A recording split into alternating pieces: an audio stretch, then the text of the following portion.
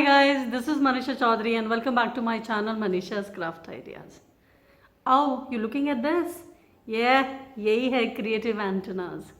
So in this creative session, I'm going to be teaching you how we have done a selfie corner for the children, those who are joining back to the school, especially the little ones.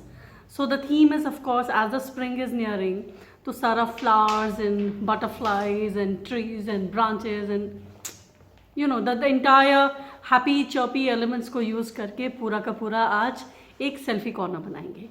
And it's not supposed to be the one where you just hold it like a frame and then you get your photograph done. It's one of those where you stand or sit at the back and the whole entire frame just it looks like a small door as per the size of the little ones.